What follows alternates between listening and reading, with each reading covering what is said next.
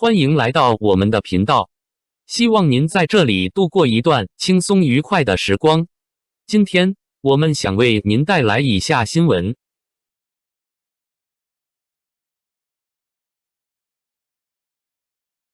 乐华拟赠股王一博，顶流绑定背后的去留博弈。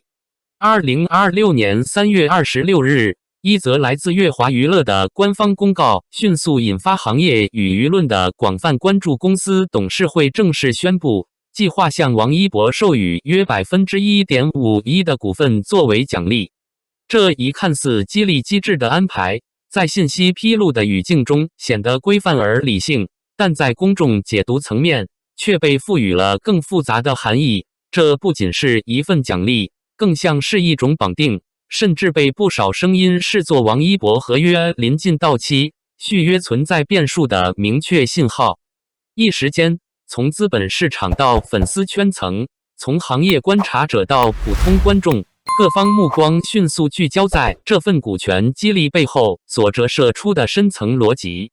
根据公告内容，乐华娱乐董事会提议向王一博授予1250万股受限制股份单位，占公司总股本约 1.51%。按照当前股价 1.96 港元计算，这部分股份价值约为2450万港元。这样的数字在资本运作中并不算夸张，但放在艺人与经纪公司之间的关系框架中，却具有相当强的象征意义。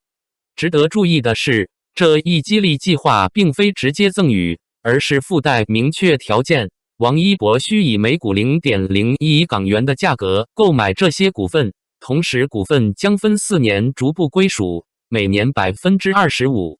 换言之，这是一种典型的长期激励安排，其核心在于通过时间维度实现利益绑定，从而增强艺人与公司的稳定关系。更为关键的是，这一计划设置了严格的回收机制。公告明确指出，如果王一博在归属期内提前解约，违反艺人合同或涉及法律问题，那么尚未归属的股份将自动失效。这一条款从制度设计上强化了约束力，也进一步凸显了这份激励背后的对赌意味。公司以股权为纽带，希望锁定核心艺人的未来，而艺人则需要在合约框架内持续履行义务，才能逐步兑现这部分权益。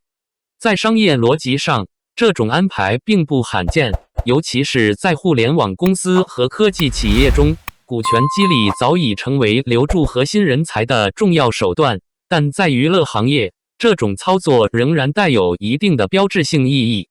公告中对于这一决策的解释同样值得细读。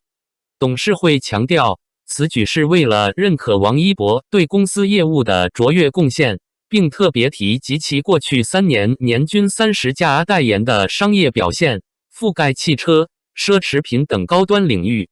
从商业数据来看，这样的成绩在当前内与市场中确实极具竞争力，也为公司带来了稳定且可观的收入来源。事实上，早有行业分析指出，在某些年份，王一博为乐华娱乐贡献的营收占比超过 60%， 这一比例足以说明其在公司整体业务结构中的核心地位。换言之，这并不仅仅是一位头部艺人，而是一个能够直接影响公司财务表现的关键资产。除了商业代言，公告还特别提到王一博参与的影视项目所带来的价值。例如《追风者》与《探索心境》等作品，不仅在内容层面获得关注，也在商业转化上展现出强劲潜力。公司方面将其定义为不可替代性的存在，并认为这种独特价值是支撑公司长期发展的重要因素之一。从这一表述中可以看出，乐华娱乐对于王一博的定位已经不再局限于传统意义上的艺人，而更接近于一种核心资源或品牌载体。董事会进一步指出，尽管股权激励会在一定程度上带来股份摊薄，但由此换来的稳定性远远超过对现有股东权益的影响。这一判断本质上是一种典型的资本权衡，在短期利益与长期发展之间选择后者。对于上市公司而言，核心人才的稳定性往往直接关系到市场信心，而通过股权绑定来降低不确定性，也成为一种相对可控的策略。尤其是在娱乐行业这种高度依赖个体表现的领域，一旦核心艺人流失，所带来的影响往往是结构性的，而非单一项目层面的损失。然而，正是这样一份看似稳固关系的激励方案，却在舆论场中引发了另一种解读。不少观点认为，如果双方合作关系已经高度稳定，公司未必需要通过如此明确的股权绑定来强化联系。反之，这种操作更像是一种提前防御，意味着合约续签存在不确定性。从这一角度出发，股权激励不再只是奖励，而更像是一种挽留信号。这种解读是否准确，或许仍需更多信息来验证，但它至少反映出市场对于艺人与经纪公司关系变化的高度敏感。回到王一博个人层面，其当前的商业版图同样值得关注。公开资料显示，他目前手握包括香奈儿、奥迪、安踏在内的22个顶级代言，其中7个为全球或亚洲最高头衔。这一组合不仅覆盖多个高端消费领域，也在一定程度上体现了其跨圈层影响力。从奢侈品到汽车，再到运动品牌，这种多维度的品牌合作，使其商业价值呈现出较强的稳定性与延展性。与此同时，其在内容领域的表现同样不容忽视。电影热烈的上映，不仅带动了街舞文化的讨论热度，也在一定程度上拓展了相关产业的关注度，而纪录片探索心境则创下腾讯视频年度收视纪录，进一步巩固了其在多类型内容中的表现能力。在国际舞台上，他在巴黎时装周的亮相，也成为少数入选榜单的中国艺人之一。这种跨界表现，使其影响力不再局限于单一市场。值得一提的是，即便在2025年出现影视项目相对空窗的阶段，王一博依然通过赛车赛事与春晚等平台维持了稳定的公众曝光。这种以个人 IP 为核心的运作方式，使其在缺乏作品输出的情况下，依然能够保持话题度与商业价值。从某种意义上说，这种能力本身就是其被视为不可替代的重要原因之一。正是在这样的背景下，乐华娱乐选择推出股权激励计划，其动机显得更加清晰。一方面，这是对过往贡献的认可；另一方面，也是对未来合作的期待与绑定。但与此同时，这一举措也不可避免地引发关于双方关系走向的讨论。艺人与经纪公司之间的关系，从来都不仅仅是合同条款所能完全定义的，它还涉及发展空间、资源配置、个人规划等多重因素。当艺人发展到一定阶段，是否继续依附于原有体系，还是寻求更大的自主空间，往往成为一个关键节点。对于王一博而言，这或许正是这样一个阶段。